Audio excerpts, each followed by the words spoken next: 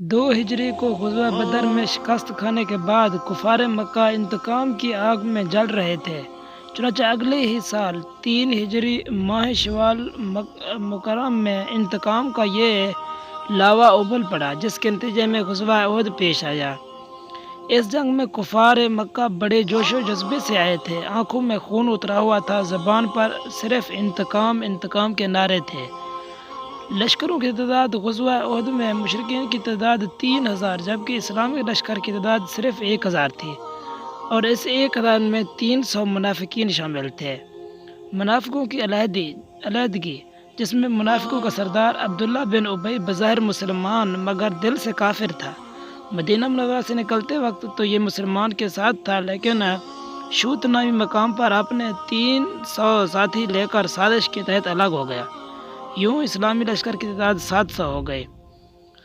یہ پہاڑی جنگ تھی۔ حضرت محمد صلی اللہ علیہ وسلم نے لشکر اسلام کی پشت پر 50 تیر انداز مقرر کیے اور فرمایا کہ جب تک میرا حکم نہ آ جائے تم نے یہاں سے نہیں ہٹنا۔ جنگ کے ابتدا میں مسلمانوں کا پلڑا بھاری رہا اور کفار فرار ہو گئے تو تیر انداز مجاہد یہ سمجھے کہ جنگ ختم ہو گئی ہے، کفار شکست کھا کر بھاگ گئے ہیں، اب وہ واپس نہیں آئیں گے، لہذا اکثر تیر اندازوں نے غلط فہمی کی بنا پر مورچہ چھوڑ دیا۔ کافروں نے مسلمانوں کی پشت خالی دیکھی تو یکدم پیچھے سے حملہ کیا، جس سے افراتفری پھیل گئی۔ 70 صحابہ کرام شہید ہو گئے۔ حضرت سیدنا امیر حمزہ رضی اللہ تعالیٰ عنہ اسی جنگ میں شہید ہو گئے۔ رسول پاک صلی اللہ علیہ وسلم کا چہرہ مبارک بھی کافی حد تک زخمی ہو گیا۔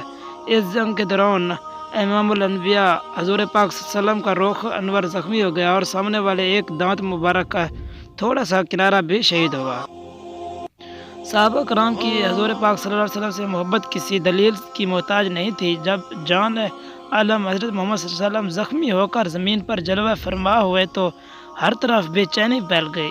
صحابہ کرام کو آپ صلی اللہ علیہ وسلم کا دیدار نہیں ہو رہا تھا۔ اسی دوران شیطان نے افواہ اڑا دی کہ سرکار مدینہ حضرت محمد صلی اللہ علیہ وسلم شہید ہو گئے۔ اس آواز سے مجاہدین کے قدم ٹگمگا گئے۔ پھر جب حضور پاک صلی اللہ علیہ وسلم کھڑے ہوئے اور سب کو معلوم ہوا کہ شہادت کی خبر جھوٹی تھی تو کفار نے اب صلی اللہ علیہ وسلم پر تیروں کی بوجھڑ کر دی۔ حضرت ابو ذر غفاری رضی اللہ تعالیٰ عنہ حضور صلی اللہ علیہ وسلم کے آگے ڈھال بن گئے۔ حضرت زید بن سکن رضی اللہ تعالیٰ عنہ چند انصاریوں کو لے کر آگے بڑھے، اپنی جانیں قربان کر دی، لیکن کسی کو آپ صلی اللہ علیہ وسلم کے قریب نہ آنے دیا۔ غزوہ احد میں صحابہ کرام نے جام بازی کی وہ دستان رقم کی جو آج بھی اور کل بھی تاریخ پر جگمگاتی رہیں گی۔ امید ہے آپ کو یہ غزوہ احد کے حوالے سے بہت سی انفارمیشن ملی ہو۔ مزید ویڈیوز کے لیے ہمارے یوٹیوب چینل کو سبسکرائب کریں۔